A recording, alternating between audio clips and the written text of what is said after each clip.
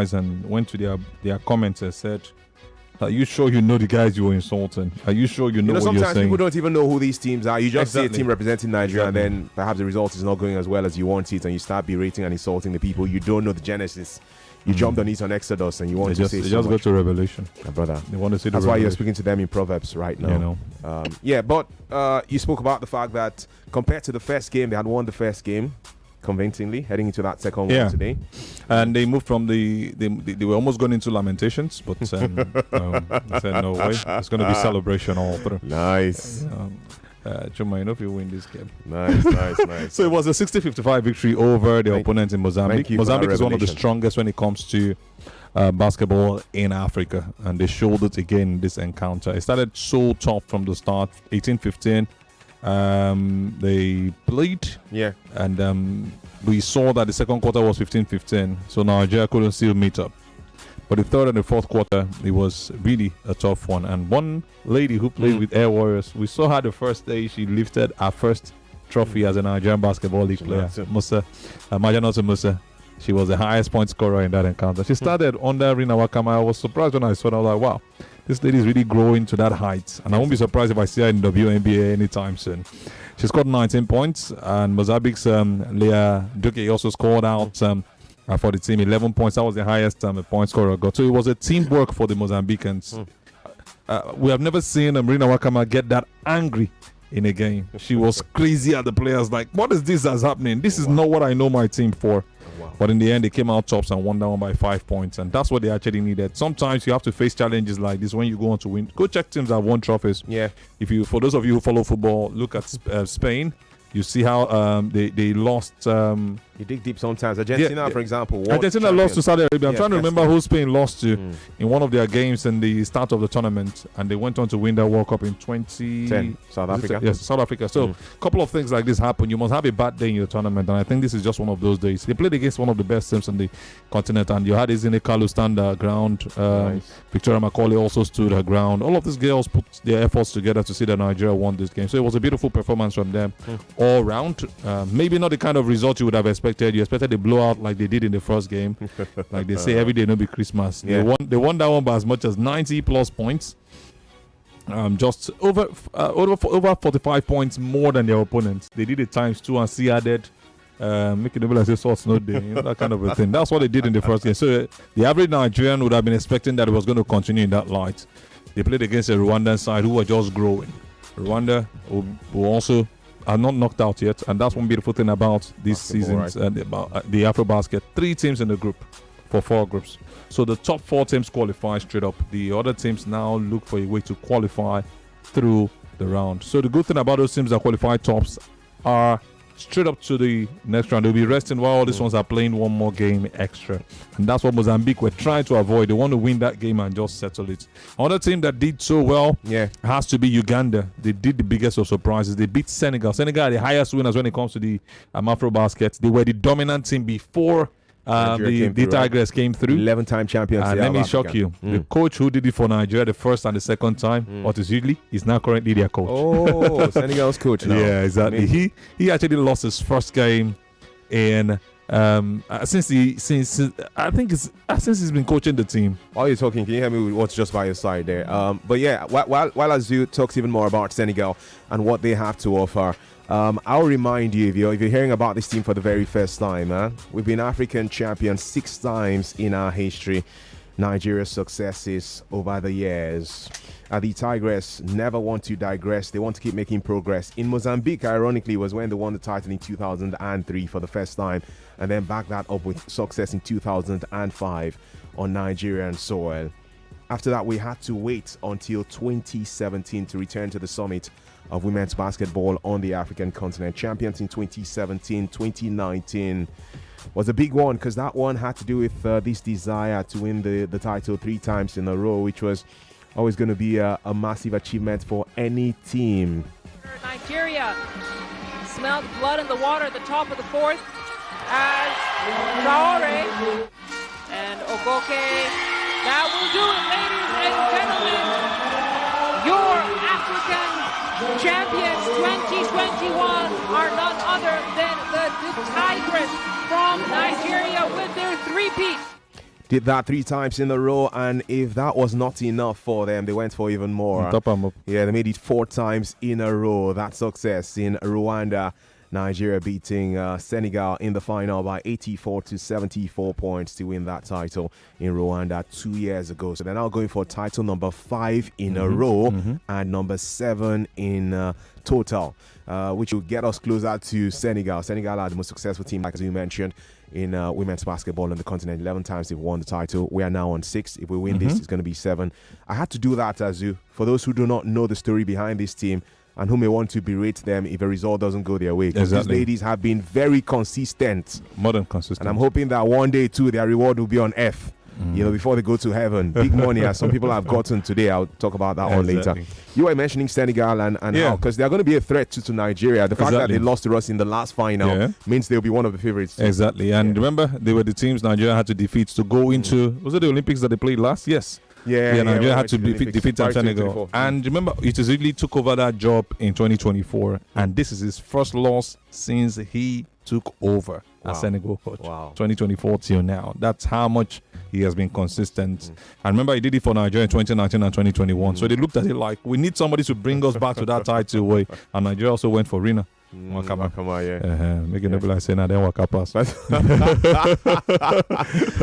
More to come, by the way. Streaming live on Facebook. You can drop your comments on Facebook. Would love to read those thoughts of yours.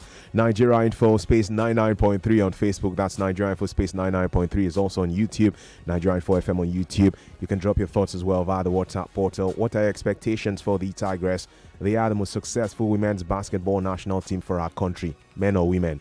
They are the most successful national team, for that matter, for our country in basketball. They've done more than the men, which is similar to what the women in football have done too. So we deserve to blow their trumpet at this stage. And this is the early stage. And as you know that these early stages, people don't talk too much about it. When they now reach semi-finals, you start seeing it on X. Not true. We're about to win 5 times in a row. As we're doing Mission X that time. You know how it is. Everybody watched the final yesterday. So we're on court side trying to let you know that this team are very important in advance. It's not, you don't have to wait until they reach the final before you start making noise about them. Let's make all the noise around that side right now. Yazoo. So Nigeria plays on Thursday. That's when they will play in their next game, and it's about who they're going to play against right now. Uganda were the first team to qualify, Nigeria the second to certainly qualify. So both of them are not going to be playing against each other. So they'll be looking to play one of the teams that'll be playing in the should I call it round of 16 right now? Playoffs. Playoffs. Yeah. So we have Angola, Cote d'Ivoire currently playing. The host already leading by as much as 5 points. 12 to 7 is the score line. And we also have Cameroon, a team that's been doing so well. They play against Mali at 10 p.m. Nigerian time. So that will be 9 p.m. in Cote d'Ivoire. Okay. That's the way it looks over there. So it's really an interesting stuff. And I must tell you, some players have really stood out. Elizabeth Balogun has stood out for Nigeria. Victoria Macaulay has also been one of the standout players. And one, Ami Okonkwo will never stop being that efficient player. But you must give it to the young lady who did it so well today, Majanoto Musa. She stood out on almost all grounds, doing rebounds and also scoring points with reckless abandon. And we also have some other players from outside Nigeria. Akariata Diaby of Cote d'Ivoire is one of those players you should look out for. Asokanan Diaye, also of Senegal, is one of those players you should look out for. Not forgetting Sehiaye from Cote d'Ivoire, also one of the players you should look out for. Ndioma Kane of Senegal is also one of those top names we should look out for. They were the ones who stole the show on the opening night.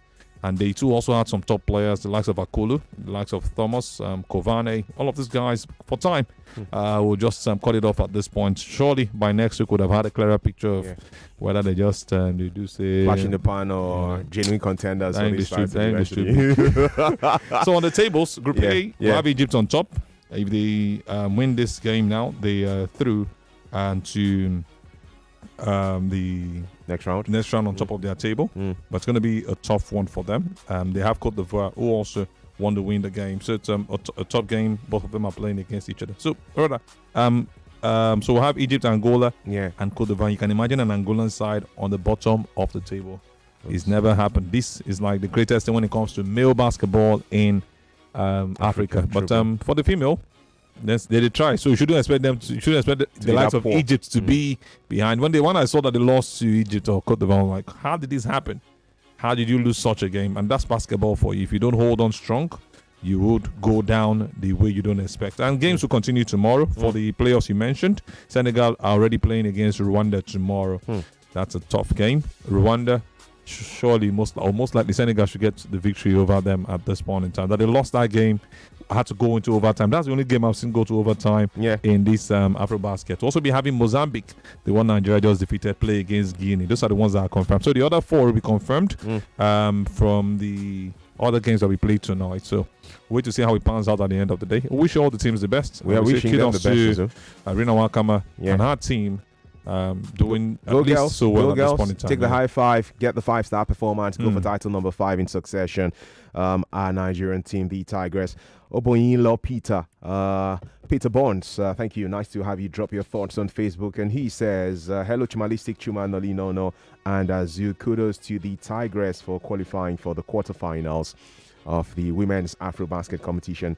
Yeah, Peter, thank you very much for this one. Azu, we know things have been happening in the NBA too. Not like the season has started, though, but, those teams are trying to put themselves in the mood. The same way that club football teams have been signing players in the context of basketball too. Guys are not saying bye-bye.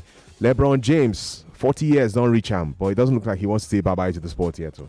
Now you go he's not giving us any insight, any snippet on whether he's going to leave or not. Apparently, we're ready to see LeBron James again play for the LA Lakers next season in the NBA. Surely he's going to be playing next season. Wow. That's one thing for sure. Wow. The question was he going to remain with the Lakers? Because there was a bit of dilly-dallying at some point. He wants to win the title again before he retires. He doesn't want to just have the highest number of points scored by an NBA player. Yeah. He wants to also be one of the top names that has won the title. Anytime they mention, has it done what Michael Jordan did? Yeah. Michael Jordan left the game, came back, played baseball for a while, came back, and still won the title back-to-back with the likes of Scottie Pippen. So these are standards that have been set, and that's why they say there is nothing new under the sun. But no matter how bad it is for him, they are still playing some good basketball. They did not badly last season. He did so well last season before Luka Doncic came. I'm not saying Luka Doncic was the reason he met his Waterloo. I'm just telling you that this are some of the things you face in the world of basketball. They needed him, and he played his basketball. Look at Doncic, and I think he's going to even do better this season with the kind of signings I see them making. Marcus Smart is not an NBA player. He was with the Boston Celtics when they won the title 2 seasons ago. But the question now is, they say it was Luka Doncic that made him come. I'm wondering, they were never friends. They don't play for the same team. We are not mates. But that's the way life is. You don't even have to play on the same team with people before they become your friend. Relationship. And he actually confirmed that was the reason he moved in that direction to the Lakers. So you now have Marcus Smart. You've got Luka Doncic. You've also got LeBron James. These are some of the big names you have. They lost one of their biggest names, Anthony Davis, to the Dallas Mavericks last season. That's him moving in the direction where that young man came from. Talk about Luka Doncic. A lot of deals have gone down. And we're also looking at them still signing more players. Robert Williams III is most likely coming to the Lakers. That's what they are pushing for at this point in time. I don't know how true that is. He's going to be joining Marcus Smart. He was also a Boston Celtics player. We've also got Kleberson. These are some of the players also looking to come to the Lakers. So it's going to be a signing spree or a trading spree, as they call it, right there. Yeah, in the context of basketball, in the NBA for the Lakers, because they need to do everything. Maxi Kleber, rather, was the name I was going to mention. Don't mind me, Kleberson don't enter my head for football. Brazilian player, so it's gonna be maybe a good one for the Lakers. You cannot say now until it kickstarts. Some good players come to a team and they don't give that same performance that you see, but maybe not for the likes of LeBron James, maybe not for the likes of Steph Curry, maybe not for the likes of Kevin Durant. When you see those guys in your team, it's they give you what standard is the standard. Now the challenge is, do they have the right players to work it out? Yeah, you get. I remember when he when the Brooklyn Nets were doing all the big signings, they didn't have the defense. So as much as they were scoring 150, it was like they were scoring like an all-star team, but they were not defending. So all those defense where they shout for them, just they waste your time on. They go pass because those big boys, if you go defend them. We love how they. You see, I just like it came back to the Nigerian setting. I was going to joke about the fact that from a US context, from an American context, they love to use the line defense. Who say defense? Either way, though, you spoke about the LA Lakers because we have just a few more minutes to wrap up courtside tonight. And I know that I and you always mention autograph or photograph, and I tell you I would prefer photograph. Let me take a picture with somebody I admire than having the person sign something. Exactly. But maybe I and you need to start thinking twice, because an autographed pair of Adidas EQT top 10 shoes that Kobe Bryant, may God bless his soul, wore in his first Los Angeles Lakers start. The pair of the Adidas shoes sold for, wait for it, $240,000 US. Change it to Naira, that's more than 300 million Naira. I hope the Super Falcons are not listening. Bro, it's the second largest sum ever paid for a pair of his sneakers. So there's even one higher. I tell you, bro. Azu, we'll go find who to autograph something. What are you autographing? What do you get? This one where you were for them. Me person does autograph and give us something. We're Timberland and no shots. Because honestly, I still don't. I know you could call me a village boy, but I still have not fully understood from my POV. What autographs are? Yeah, compared to to be honest with you. I get your point. See, because in my mind I'm like, okay, thing. I idolize Azu, I know I do, but he now signs on something and I buy it. What's my business? As in as in what? I got it. I think it's that line of sentimental attachment. Let's also go to the Golden State Warriors as we look to round off. In how many minutes? Yeah, like 2.5. You can see. Okay, so the dust has settled on free agency, NBA free agency, and only few good options remain. Wow. And you're surprised who that few good options is. Who are they, please? Jonathan Kuminga. Oh. And you're wondering how the Golden State Warriors might be letting this man leave this team. It's going to be a big challenge. Yeah, Jimmy Butler joined the side. No problems. Good one. But this is like the future of the Golden State Warriors, if you ask me. Yeah. Even Steph Curry knows, but Steve Kerr seems not to understand that he needs players like this on his side, and I'm really pained. It's the restricted free agent has spent his last 4 seasons in Golden State Warriors, and now he's on the crossroads. Kuminga's value was up and down during the last year, so it's hard to determine his consensus number of his contract. At this point, you see this man come on from the bench or start a game, and Baba gives you double figures of both points and blocks, sometimes and rebounds rather. Amazing. He's one of the finest players you have in the NBA currently, and the Golden State Warriors, you're wondering, your others will just look and say, make this guy just come outside. Muku show now hasn't the user because he plays the best of basketball. He's been there. He came in from Africa, from Congo here. Nice. So it's not like he was born over there. He don't see life. He no come here come play. Won't come help in family. So you get one of the executives are saying something at this point in time because they actually did a poll. The Athletic did a poll recently. 16 people who work in the NBA front offices about what Kuminga's new deal should look like. One of the executives said that he should get a 5-year deal worth about £125 million. That's how much this guy is. But we're not seeing it in that direction, and I'm wondering if a coach like what's his name called Shika? Ime Udoka okay. picks this man up. He's been signing some of the best players in to the Houston Rockets. By the way, watch out for the Houston Rockets next season. You know Kevin Durant is there already. Some other top names have also come to that team. So imagine him if he has an opportunity to sign a man like Kuminga, you will see the best of this guy. You don't have a player like this and you're putting him on the bench. Yes, Steph Curry is doing this stuff, but how much can Steph Curry do? How many times have they won the title? There is a lot to talk about, but man, I'll just sign it out at this point in time. Chuma, they show me time. He may say thank you. Hopefully, I'll keep you here after the commercial break so we can go into Game On together. But this is 99.3 Nigeria, but that's been courtside for you. Next up will be Game On, talk around the Super Falcons, transfer deals for your favorite teams, Formula One conversation, and so much more. Stay with us. Emails set, laptop shut, heading home. 99.3 Nigeria Info. We are more than just radio. Subscribe to our YouTube channel at Nigeria Info FM. Check us out on Facebook at Nigeria Info 99.3. Follow us on Twitter at Nigeria Info FM and on Instagram at Nigeria Info FM Lagos for live updates